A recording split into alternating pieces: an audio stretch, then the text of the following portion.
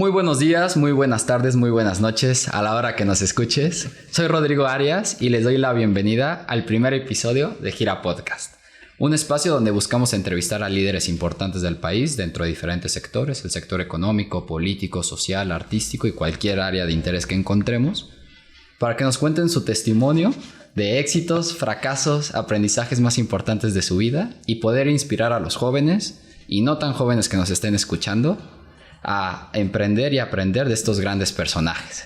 Y el día de hoy empezamos con el pie derecho porque tenemos a un gran amigo y gran personaje, José Luis Barroso. Muchísimas gracias por acompañarnos. Hola Rodrigo, ¿cómo estás? Qué gusto verte. Pues muy bien, gracias por estar aquí y me gustaría presentarte antes que nada para que la gente vea con qué nivel vamos a hablar hoy. Y es la verdad, ¿no? Creo que eres una persona bastante interesante. José Luis Barroso estudió Ingeniería en Sistemas en la Universidad de Anáhuac, Campus Norte. Es un Kellogg Executive Scholar, no sé si lo dije bien. Scholar. Ok. Uh-huh. Tiene certificado por la CCNA de Cisco System y varios diplomados de liderazgo por parte de la Universidad de Anáhuac y otras instituciones.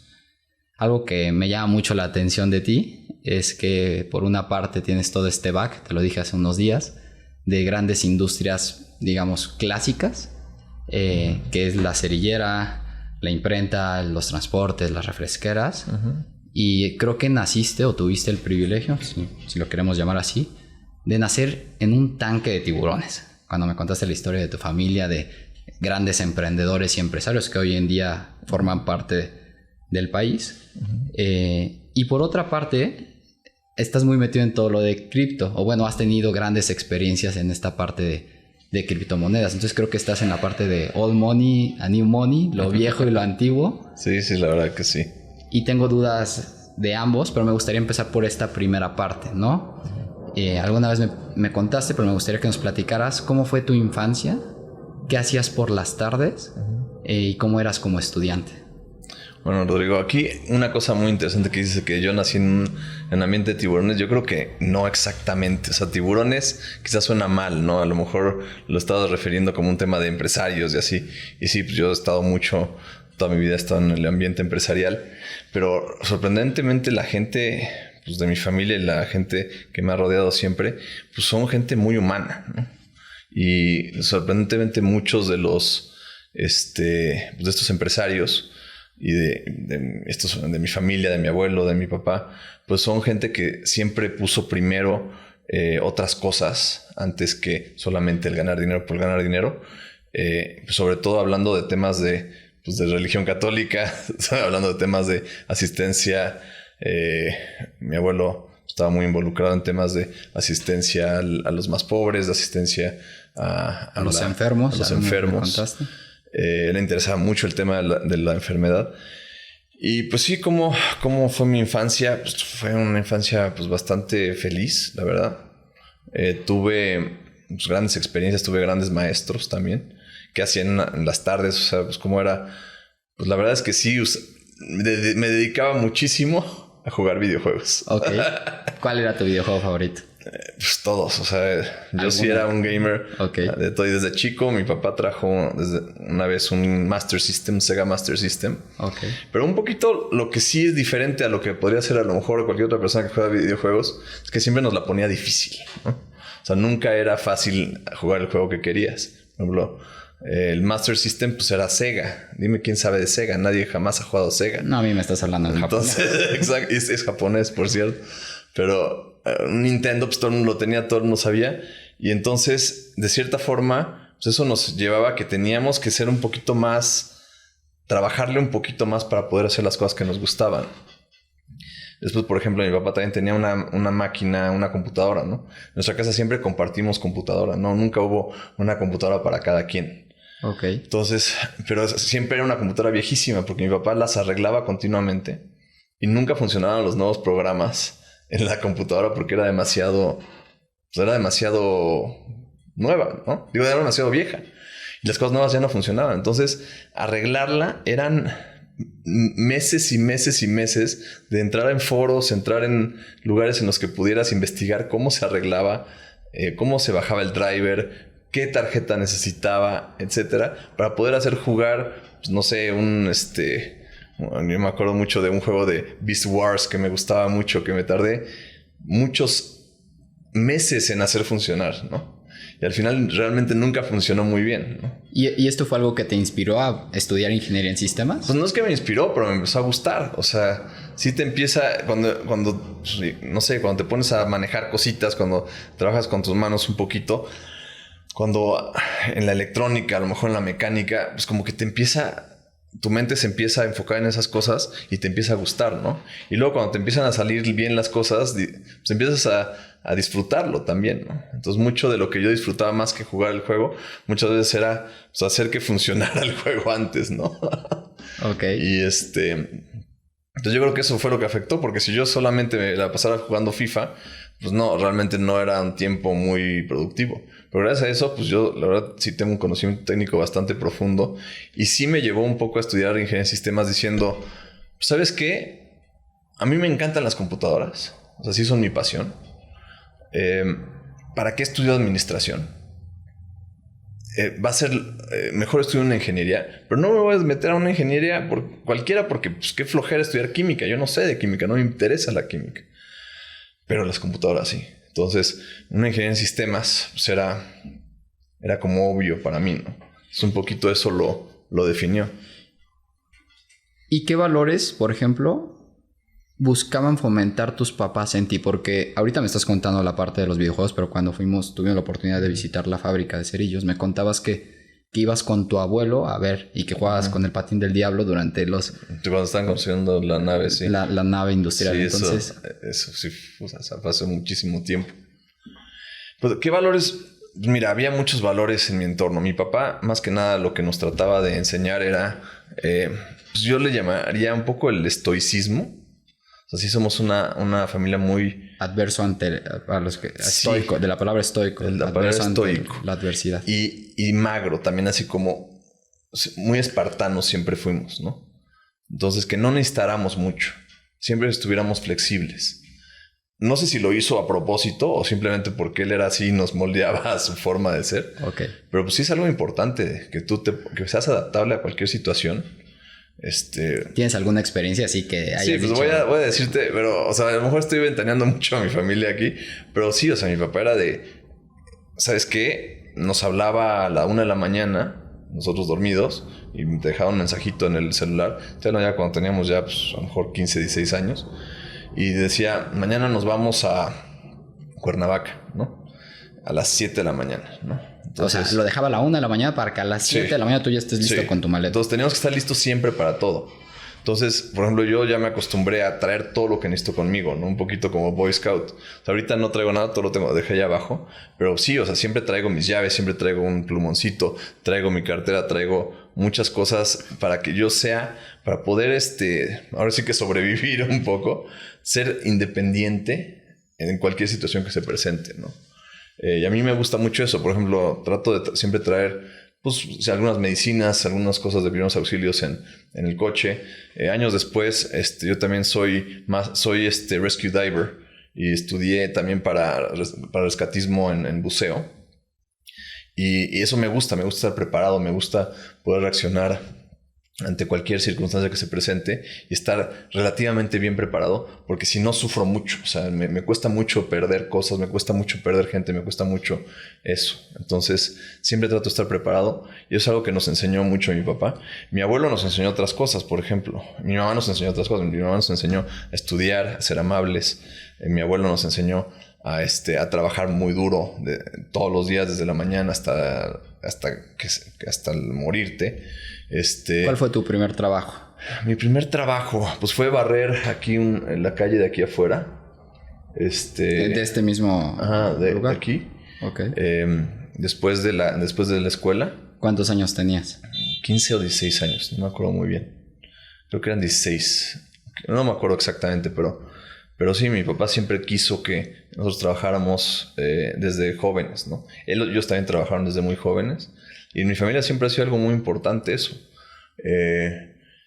Y yo también estoy de acuerdo. Creo que si tú solamente te dedicas a las cosas que te gustan, hasta que cumples 28 años hoy en día, ¿no? Pues más o menos alguien que está en la universidad hoy, pues puedes esperar. Es más, se ve mal que alguien que trabaja a los 16 años, ¿no?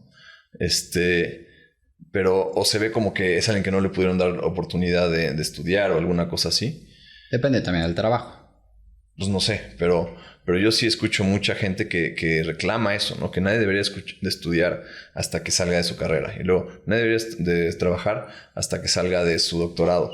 Y dices, pues, güey, pues vas a salir hasta los 35 años y nunca vas a haber trabajado un día en tu vida, ¿no? Y entonces ahí lo grave de eso es, primero, que estás totalmente desconectado de la realidad. Y segundo, que no tienes, que te mantienen infantilizado durante muchísimos años y no ves la realidad del mundo y de las cosas, ¿no? Y bueno, a mí también siempre me encanta esta idea de que el trabajo también es la mejor escuela, ¿no? Entonces es la escuela de la vida, la cual...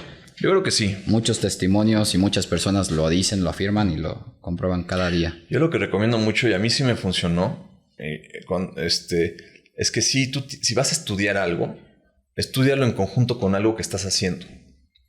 O con algún proyecto de vida que tengas. O sea, obviamente hay gente que es muy visionaria y a lo mejor puede decir, ok, yo voy a estudiar biología, nanotecnología biológica, no sé, ¿no? Porque yo voy a dedicar toda mi vida a eso y esa es mi vocación. Bueno, perfecto, a lo mejor está bien, pero si no sabes qué hacer, métete a trabajar un poco y ve qué te gusta hacer. Y compleméntalo con algo que vas a estudiar, ¿no? O sea, a lo mejor si te metes a trabajar, pues no sé, de cajero en algún lugar, ves que te choca, pues a lo mejor te pasas a la parte de preparar cafés, no sé, y ves si te gusta más lo manual, y si no te gusta, pues a lo mejor te pasas a un tema de escribir, un blog o alguna cosa así. Y ya que más o menos ves qué te ha gustado y qué no, a lo mejor ya puedes decir, bueno, voy a estudiar una carrera de comunicación, o voy a estudiar una carrera de ingeniería, ¿no? O, ¿sabes qué? Pues a lo mejor no necesito estudiar, a lo mejor lo que necesito es dedicarme a trabajar.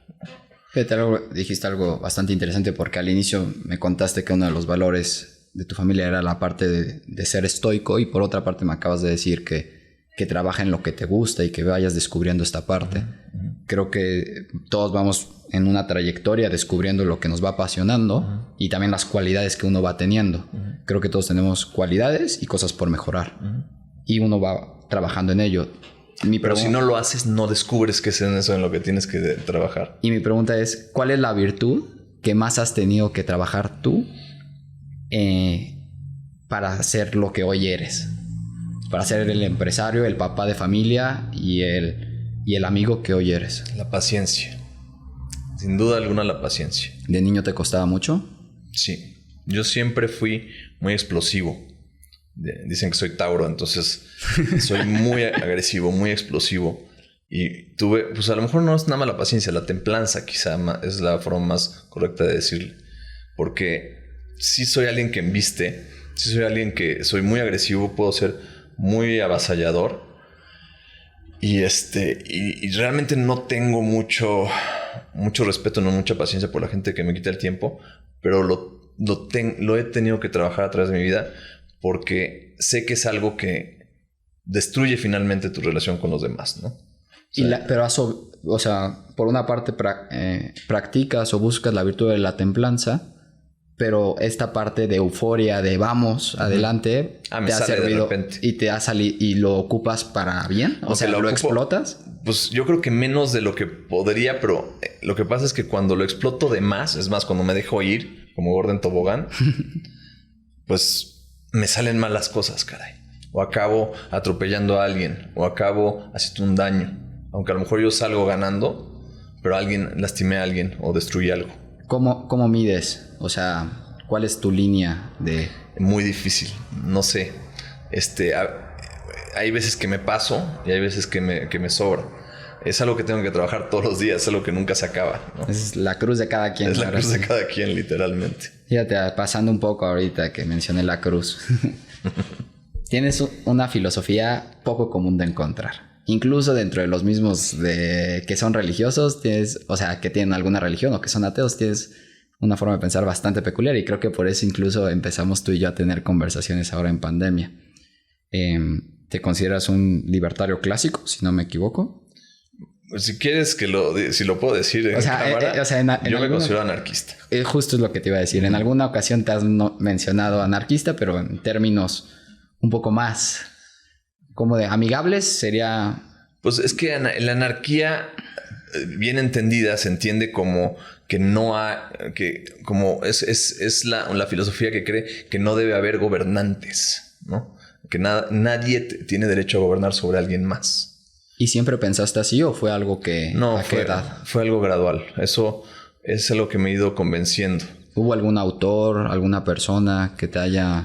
Sí, tú y yo lo platicamos alguna vez, yo la verdad es que siempre me había considerado alguien bastante conservador, ¿no? Incluso yo podría decir que yo soy un poco anarquista conservador, lo cual no es tan raro como lo creerías. Yo he escuchado a muchísima gente, sobre todo católicos, curiosamente, católicos y españoles que son anarquistas católicos, ¿no? Y bueno, eso es otra conversación a lo mejor para otro día, pero en ese sentido yo pues siempre he sido muy conservador, mi familia es muy conservadora, pues bueno, conservadora para lo que nosotros hoy podríamos considerar conservadores, católicos, muy metidos con la iglesia, etcétera. Y pues yo siempre tenía ese pensamiento, ¿no? De que si tan solo yo pudiera imponer mis ideas sobre los demás, el mundo sería mejor. Y ese es el pequeño dictador que todos tenemos dentro. Que nosotros creemos que tenemos la razón y que siempre queremos que los otros hagan lo que nosotros queremos que hagamos. Y queremos que lo hagan por la fuerza, ¿no? Entonces yo, después de un poquito de tiempo, por curiosidad, por pura casualidad, porque mi papá también nos enseñó un poco pues, esa corriente de ser más amantes de la libertad, ¿no? Entonces yo no entendía eso porque yo era mucho más duro que mi papá en ese sentido. Mucho más estricto con temas religiosos, etc. Pero viendo, por ejemplo, mi papá seguía las elecciones de Estados Unidos cuando de chico. No sé, no sé qué edad habría tenido, pero estaba un cuate que se llamaba Ron Paul, que es un senador de Estados Unidos, que se hace llamar libertario. Seguramente todo el mundo ha escuchado hablar de él, pero bueno, por si alguien no, es un viejito doctor muy simpático.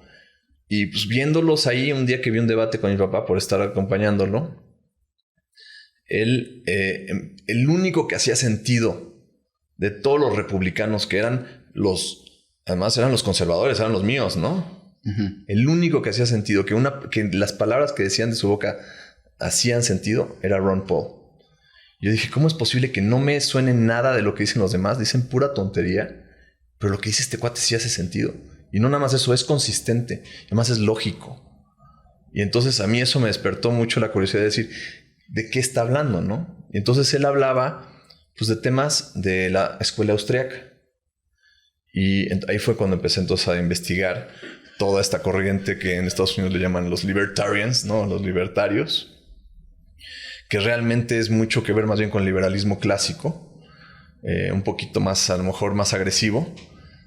Y de ahí me empezó a hacer sentido y empecé a darme cuenta que pues es muy consistente, es muy racional, es muy lógico y además es muy moral. Fue muy atractivo. Tengo una pregunta. La preparé ahorita en el coche. A ver. Porque nos podríamos meter en muchos temas. Sí. No y además hoy en día ni siquiera están en la ventana. Creo que están en la ventana de Overton. Que hay unos temas que son socialmente aceptados. Sí, aceptables. Y si no puedes hablar de ellos. Yo sé que contigo nos podemos meter en cosas que públicamente no. Pero sí se me ocurrió una pregunta que creo que sería bastante interesante hacerte. A ver. Supongamos que hoy en día estás en el poder. Llegas, no solo tú, sino con un grupo de personas que piensan igual a ti. Uh-huh. Y creo que hoy en día, es algo que he estado pensando en la mañana, uh-huh. Todos los partidos políticos actuales tienen como... No proponen un cambio de sistema, proponen nada más ideas y proyectos. Y no hay nadie ahorita que esté creando un cambio de sistema. Mi teoría es que la gente... ni siquiera ideas. Mi teoría es que ni siquiera la gente quiere la libertad, porque conlleva una gran responsabilidad. Entonces, podrías hacer o sea, ¿qué pasaría si llegas al poder? Uh-huh. compartes tus ideas de sistema, pero la gente no la quiere. O sea, no sé si me explico. ¿Cuál es tu perspectiva con respecto a esto? Creo que efectivamente, o sea, por eso yo muchas veces lo he hablado contigo. Yo creo que desde el poder no se cambian estas cosas. Ok. Desde el poder puedes ir hacia el comunismo. Desde el poder puedes ir hacia la violencia. Desde el poder puedes ir hacia el autoritarismo. Pero desde el poder no puedes ir hacia la libertad. Y esa es la gran diferencia. O al menos que seas un mártir y quieras quitarle todo el poder al poder. Pero ¿cuánto dura? Sí, llega alguien más y lo vuelve a reponer. Alguien te va a matar, alguien te va a quitar. El poder es el one ring. El poder es atractivo para la gente que quiere hacer mal, ¿no?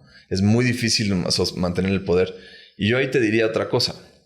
Es cierto, no es que la gente no quiera libertad. Lo que es que la gente no quiere responsabilidad.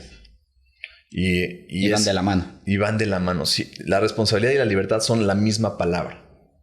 O sea, literalmente. Es un arma de doble filo. No sé si has visto todo lo que está pasando ahorita en Canadá. O sea, es un temazo que digo, tampoco quiero meterme por ahí, pero... No estoy muy familiarizado con el tema. O sea, he visto unas notas nada más. Pero, pues, caray, pues, ¿qué? O sea, no sé si haya habido algún crimen violento. Yo no he leído que ha habido ningún solo crimen cometido de verdad. O sea, es decir, que alguien haya lastimado a alguien, que alguien haya matado a alguien. Y pues, caray, si tú quieres agarrar tu tráiler y irte ¿cómo se llama? A manejar de un lado al otro de tu país, pues no entiendo por qué es un problema para el gobierno de Canadá, ¿no? Entonces, claramente ahí yo diría más bien, ¿qué están haciendo estos cuates que les asusta que haya gente en las calles haciendo cosas pacíficas? Sí. Oye, cambiando un poco de tema. Ajá. ¿Toda esta forma de pensar te ha ayudado en tu vida profesional o como papá o en los negocios? Yo creo que como papá un poco sí. En los negocios yo creo que también, porque fíjate, no es nada más la forma de pensar. O sea, la forma de pensar, digamos, desde un punto de vista, digamos, liberal, si se pudiera decir, o libertario, te ayuda también a entender, o sea, finalmente, ¿qué es el liberalismo? ¿Qué es la filosofía que yo trato de seguir? Es tratar de entender la realidad, ¿no? Al contrario de otro tipo de filosofías que lo que buscan es una cosa imaginaria, ¿no? Una utopía o alguna cosa rara que se imaginó alguien alguna vez. Trata de ver cómo es el mundo real y eso incluye pues, todo el tema de la ciencia, ¿no? Entonces, también me es muy atractivo eso por el hecho de que te trata de expresar y de ver cómo funciona el mundo real. Y al estar en ese mindset, y en la escuela austríaca también es cómo funciona el mundo real en la parte económica, pues también puedes hacer cosas mucho más productivas y eficientes cuando sabes cómo funciona la cosa y cuando no sabes cómo funciona la cosa. Entonces, pues sí, he podido ser mucho más productivo en mi vida, yo creo que por eso. Ya regresamos después de un corte que ni sé si se va a notar o no, pero... Esperemos que sí. Vamos a pasar a otro tema que también es de las cosas que mencioné al inicio. Uh-huh. Por ahí me contó un pajarito que has estado en proyectos de Bitcoin, bueno, de criptomonedas. Uh-huh, uh-huh. Y no solo de cripto, porque hoy en día ya es como un tema de mucho hype, de compra Ethereum, No. Aquí estamos hablando de ya tecnología de atrás, ¿no? De la parte de minar. Uh-huh. ¿Cuándo fue la primera vez que escuchaste de Bitcoin? ¿Cuál fue tu reacción? Bueno, pues como te digo, esto es parte de lo mismo que yo he ido haciendo, ¿no? De los videojuegos, de lo que nos contaste. Sí, o sea, bueno, y el descubrimiento de lo que cómo he ido formando pues un poco mi vida, ¿no? Al estar investigando de temas del libertarianismo, de liberalismo, de anarquía, todo esto, y siendo que me gusta mucho a mí la tecnología, y sobre todo me empezó a interesar mucho la criptografía. Se me hacía fascinante cómo podías con números hacer esas cosas, ¿no?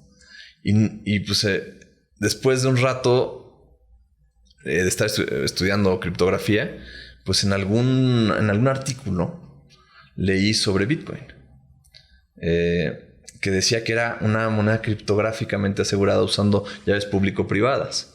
¿Estamos hablando de hace 6, 7 años? No, bueno, no sé. 2012 fue cuando escuché de Bitcoin por primera vez. ¿Ya 10 años? Ya 10 años, sí. Y la verdad es que se me hizo interesantísimo porque dije, oye, qué padre sería que esto funcionara, ¿no? Nosotros habíamos visto, yo viví Napster, viví toda esa revolución. Estás hablando de otra época. Pero fue increíble, o sea, que tú pudieras bajar tus canciones en línea, que pudieras compartir música, que pudieras compartir no sé, videos, toda clase de cosas que pudieras compartir, juegos, el internet abierto era increíble. Y yo ya estaba muy metido también en Linux. ¿Qué es Linux? Perdón. Linux es un sistema operativo basado en Unix, como Windows, haz de cuenta, pero no lo hackean ni le entran virus ni nada. O sea, bien hecho, digamos. Entonces, a mí me fascinaba Linux, me fascinaba todo el tema del software libre, me fascinaba la revolución esta del P2P en Internet. Y entonces por ahí me encontré Bitcoin en un artículo. No me acuerdo exactamente de qué era el artículo, pero el artículo mencionaba una moneda criptográficamente asegurada. Y se me hizo fascinante porque dije, si esto funcionara, sería como lo que dijo Milton Friedman que necesitaba el Internet. Un dinero nativo de Internet. Y en esas épocas pues yo lo veía como un experimento. Y empecé a leer al respecto, lo investigué. Y pues no fue hasta 2013 que me empecé a meter ya mucho más profundamente. Y pues compré ahí yo en esas épocas ganaba muy poquito dinero. Y pues la verdad es que nunca he ganado mucho dinero. Y pues al final del mes me sobraban 500 pesos, por ejemplo. Entonces pues yo compraba 500 pesos de Bitcoin. Y me ponía ¿Por dónde los comprabas en ese momento? En ese momento había pocas opciones. Había una cosa que se llamaba Local Bitcoins y lo comprabas de persona a persona a otra persona. Y entonces me puse a experimentar con él. Y me puse a mandarlo, a traerlo. Luego me puse a minarlo en mi computador.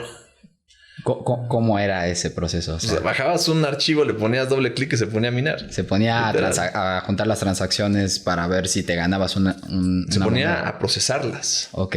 Y en esas épocas todavía un CPU normal podía minar muy poquito, pero minaba algo, ¿no? Entonces, pues ahí hacía experimentos, traía. Había muchas cosas que estaban surgiendo en ese momento. Y bueno, yo empecé a hablarle a todo el mundo que me escuchara sobre el tema porque se me hacía apasionante. Y te veían como un loco. Okay. Sí, claro, obvio. Y sí, era una locura, ¿no? Fíjate, a mí me contaron de Bitcoin hace 6 años. Y fue un primo que igual estudió en el TEC y se fue a Canadá a trabajar. Y mi papá dijo, nos los contó, nos los platicó y no le hicimos caso. Pues sí. Y así andaba mucha gente, pero no era yo siempre les advertía que era un experimento. Pero pues yo quería ser parte de ese experimento. Entonces yo seguía... ¿Sigue siendo ese tu punto? O sea, hoy en día también dices, ¿es parte de un experimento Bitcoin? Yo creo que Bitcoin ya no es un experimento. Okay. Bitcoin desde el 2017 tuvo un upgrade muy importante que le abrió, digamos que consolidó las cosas más importantes que tenían que estar en el código fuente. Y después de eso, prácticamente todos los errores de Bitcoin estaban arreglados.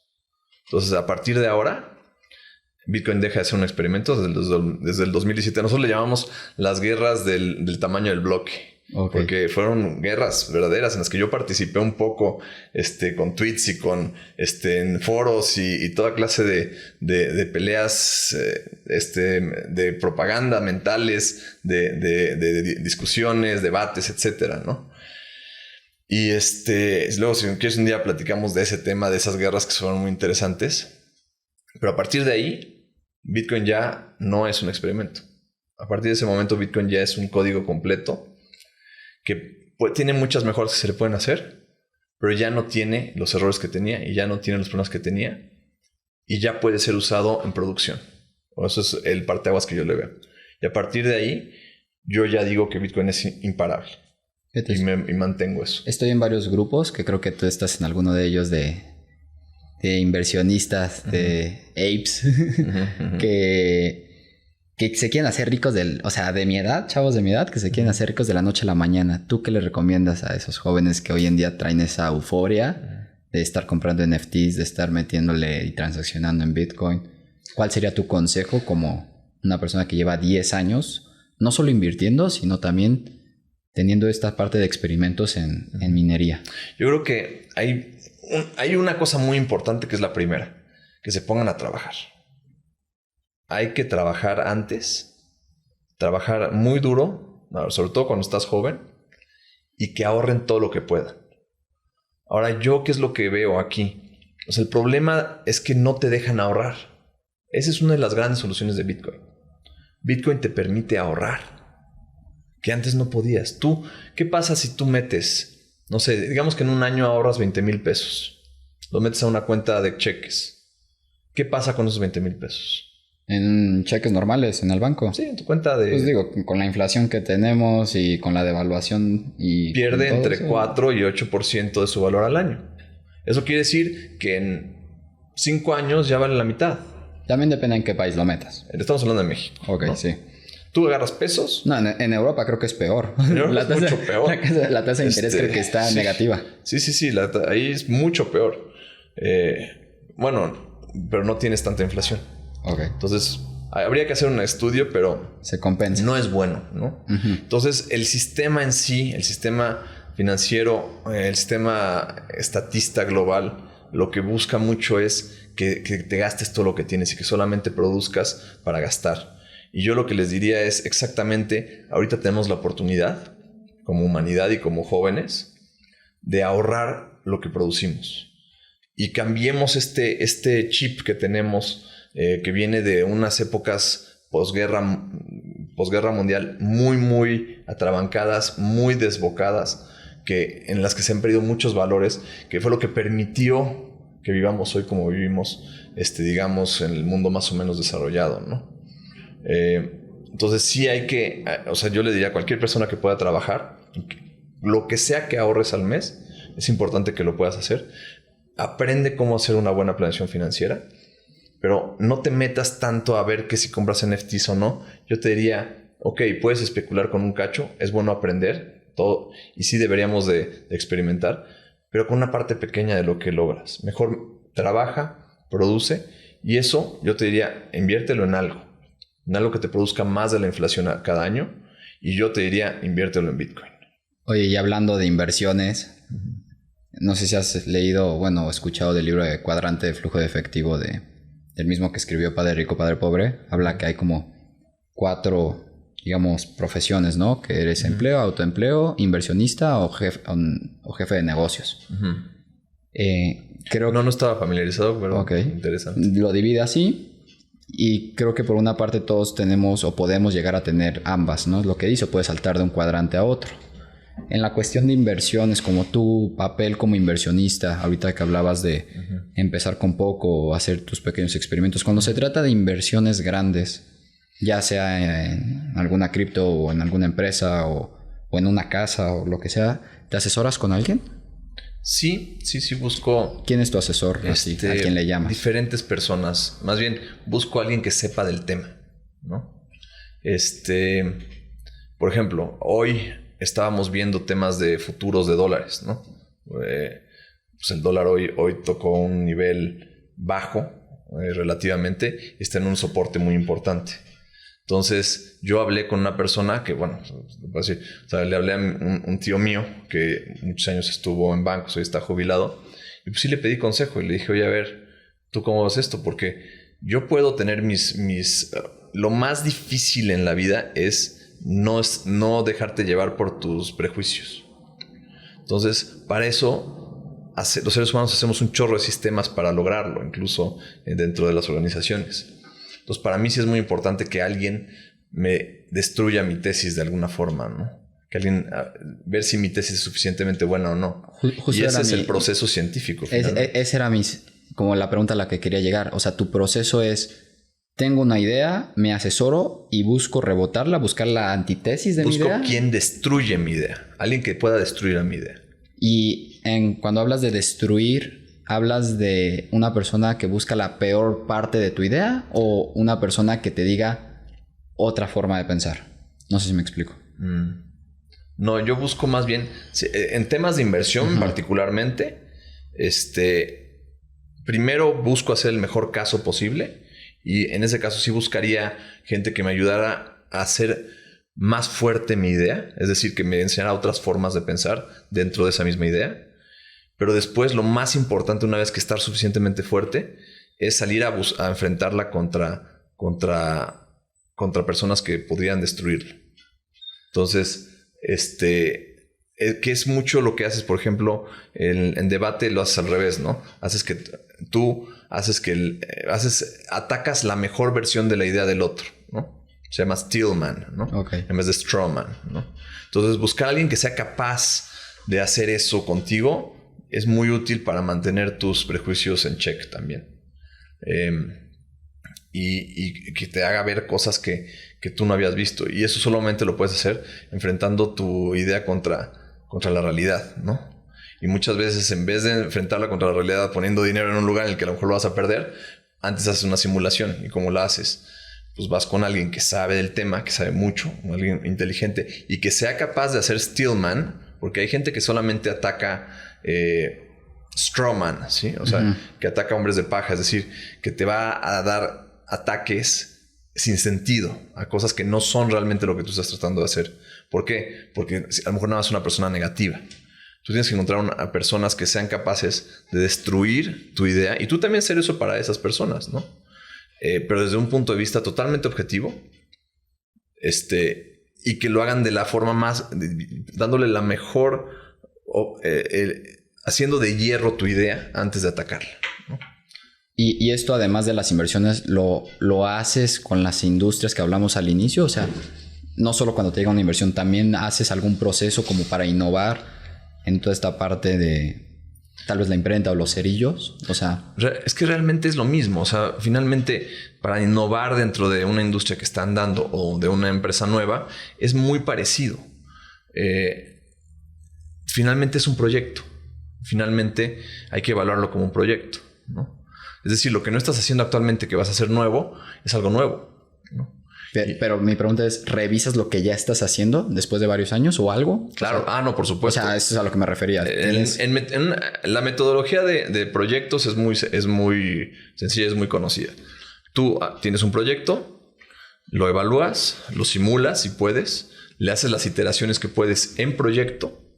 Una vez que está suficientemente trabajado, pasas a producción, ¿no? ¿Cómo? Implementándolo, ¿no? Ya que está implementado, evalúas cómo se está desempeñando y lo contrastas contra tus planes y ves qué tan acertado fue tu plan contra lo que se ejecutó en la realidad. Ok. Y de esa forma puedes evaluarlo. Entonces puedes ponerle una evaluación diciendo, ¿sabes qué? Esto fue exitoso o esto fue un fracaso, ¿no? Esto ganó dinero, pero quizá no fue lo que necesitábamos tan alto como debió haber sido. Hubo un costo de oportunidad. Entonces, a medida que te das cuenta, si no estás haciendo los proyectos y no están teniendo una buena calificación, digamos, en la evaluación, es decir, que no salieron como tú habías planeado que habían salido, aunque hubieran sido buenos, entonces quiere decir que estás haciendo algo mal. Entonces, necesitas revisar tu proceso de planeación para asegurarte de que funcione. Porque lo más caro que puedes hacer es el costo de oportunidad de haber hecho un proyecto en vez de otro. Okay. Entonces, si no estás atinando a tus planes, puede ser que no dures mucho tiempo haciendo proyectos. De cualquier cosa, ¿eh? Proyectos de inversión puede ser invertir en bolsa, ¿no? La gente que invierte en bolsa y pierde todo el tiempo, pues llega un momento que ya no tiene dinero para invertir. Entonces ya se acabó el problema. Ya no hay nada que hacer, ¿no? Entonces es lo mismo. Todo esto, yo creo que todos los temas de proyectos, ya sea de inversión, proyectos de vida, son muy parecidos. Tienes una etapa de planeación, una etapa de implementación, una etapa de evaluación. Ok. Vamos a las preguntas concluyentes para este primer episodio. ¿Cuál es tu libro favorito o el libro que más te ha ayudado en la vida? Algo que siempre le pregunto a los empresarios. Que me haya ayudado en mi vida. ¿Tu libro favorito también podría ser? O ambos. Híjole, tengo muchos, pero el libro que yo más...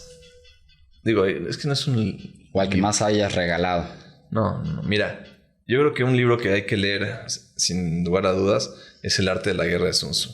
Ok. El arte de la guerra de Sun Tzu. Y no es un libro, es una cosa así. Y es como un manual. Sí, pero es así. Y hay otro que a mí se me hace muy interesante. Que también, digamos que puede ser el que más me ha ayudado. A lo mejor es de los que más me ha ayudado. Es El camino a la servidumbre de Hayek. Ese fue mi introducción hacia la escuela austriaca. que es la que yo creo que me permite a mí también pensar en términos de la realidad más fácilmente. Y empiezas por la filosofía, ¿no? Ok. Ya, y te diría, bueno, una vez que estás el más influyente probablemente para mí es un essay que es parte de un libro más grande, igual de tratados de filosofía política. ¿De quién? De von Mises. ¿Y el de libro, Ludwig von Mises. ¿El libro señala tratado de filosofía política? No, se llama Acción Humana. Ok. Y ese libro, o sea, digamos que no es de los que me introdujeron. O sea, yo hablo de los otros porque son como entry level, ¿no? A los temas de estrategia, filosofía, etcétera. Pero este libro, digamos que creo que es el tratado más importante de economía y de política que se ha hecho, y de sociología, que se ha hecho en los últimos 100 años. Y dentro de él está una sección que es particularmente importante, que se trata que es el tema de, Mises fue quien descubrió la imposibilidad del cálculo económico en el socialismo. Y esa parte, esa sección, que además digamos que también hay un librito que él escribió muy chiquito, también un panfleto que él tiene sobre eso, que lo escribió antes de escribir la Acción Humana, que es su magnus opus, ¿no? Esa creo que es muy influyente porque también me ayudó a entender muchas cosas de la realidad. Por ejemplo, un poquito la historia de la Torre de Babel. O sea, luego hay temas que no entiendes por qué están en la Biblia, pero lo que dice básicamente la ambición del ser humano de querer llegar al cielo. Sí, pero no está exactamente. La historia de la Torre de Babel es una advertencia. Y es una advertencia a ser demasiado grande. Okay. Solo Dios es grande, ¿sí? Y entonces, ¿qué pasa? Me ayuda a entender también por qué fracasan las grandes empresas. ¿Por qué fracasan los grandes corporativos y los transnacionales? ¿Por qué GE es lo que es hoy en vez de ser lo que era hace 20, 30 años? ¿Por qué Ford es lo que es hoy en vez de ser lo que era hace, 50, 70 años? ¿Qué pasó? ¿No? ¿Por qué no son hegemones todavía? ¿Por qué no son dominantes? ¿Por qué ahora es Google, Amazon? ¿Por qué Walmart ya no es Amazon? Y creo que la respuesta, y a mí pues, eso me ha iluminado mucho en el sentido de decir, cuando abarcas demasiado, cuando tienes demasiadas cosas, hay problemas de comunicación. Por eso el mercado es tan importante. Y por eso la colaboración con las otras personas es tan importante. Y me ha llevado a mí a darme cuenta que los seres humanos sobrevivimos y estamos en la situación en la que estamos y podemos estar con una cámara y con unos micrófonos aquí sentados con cosas que nunca en la vida nuestros tatarabuelos se hubieran imaginado que pudieran existir porque colaboramos entre nosotros. Y la colaboración es lo que logra el valor. Las transacciones voluntarias son lo que producen el valor. Y entonces el querer acaparar absolutamente todo se desmorona necesariamente. Y eso es, yo creo que algo que me ayuda a entender mucho desde el punto de vista económico, en el sentido de que ninguna organización, hablando del gobierno, por ejemplo, puede planear absolutamente una economía, pero tampoco ninguna persona puede tampoco planear completamente una empresa, por ejemplo. Por eso, todas estas nuevas teorías de organización social, de delegación, de funciones, de organización por medio de procesos, todo ese tipo de nuevas tendencias y nuevas formas de trabajar, porque llega a un límite todo, ¿no? Por eso el outsourcing, ¿no? Nadie ni ninguna organización puede abarcar absolutamente todo. Y estas películas que luego vemos en las cuales está Pepsi es la dueña de todo, ¿no? Eso no existe. Eso nunca puede pasar. Es una imposibilidad y eso lo demostró Mises en ese trabajo. Por eso digo que yo creo que es lo que más, es el tratado que más ha impactado en mi vida, el entender eso. Fíjate que, podríamos meternos en este tema bastante porque se me ocurrieron algunas... No, pues luego un día hacemos algunas ideas. Ajá, se me ocurrió algunas como abogado del diablo, por toda la parte de hoy en día de control que hay, ¿no? O sea, tú dices, nadie puede abarcar todo, pero sí hay gente que tiene mucho. Sí. Entonces, claro. Nada más... si pudieras mandarle un mensaje de texto a todos los jóvenes de México, o al menos que nos están viendo, ¿cuál sería? Un WhatsApp. O un Twitter. Tomen la mayor cantidad de responsabilidad que puedan. Y no tengan miedo de tomarla. Y cárguenla y sigan adelante porque ese es el futuro. Si no, no hay futuro. Ok. ¿Y el proyecto o actividad que más abarca tiempo hoy en tu día? O sea... Mi familia. ¿Tus hijas? Mis hijas. Tengo una hija de 1 año y este último año ha sido... O sea, sí, requiere mucha atención. Y yo les diría... ¿Cuántas horas duermes, por ejemplo, ahorita, promedio? Ahorita ya más, gracias a Dios. Pero sí, bueno, no dormía nada. O sea, yo hablaba con Patricio, mi hermano, que estaba en Londres. Y hablaba con él a las 2 de la mañana por mensajito mientras le daba de comer a mi hija. O sea, no duermes. Y sí les recomiendo a todos. Primero, que sí atiendan a sus hijos. No hay nada más importante. Nada más importante. No hay empresa que sea más importante. Si tú no dejas una familia, no dejas hijos, hijas y esposa feliz, bien formado, sin traumas, de nada sirvió el imperio que construiste. De nada sirvió. Muy buen consejo. Oye, y pues nada, muchísimas gracias. Espero que lo hayan disfrutado igual que yo, que hayamos aprendido y que cada quien se lleve una reflexión. Estén atentos porque ya se cerran también otras entrevistas más adelante interesantes y te agradezco de corazón pues esta plática. Ojalá en un futuro también nos podamos volver a sentar porque hay muchos temas que se quedaron como muy por debajo, pero creo que para hacer el episodio piloto está súper bien, así que gracias. Pues ojalá y salga bien, Rodrigo. Muchas gracias por invitarme a ser el primero. No, hombre, un privilegio. No, gracias. Gracias.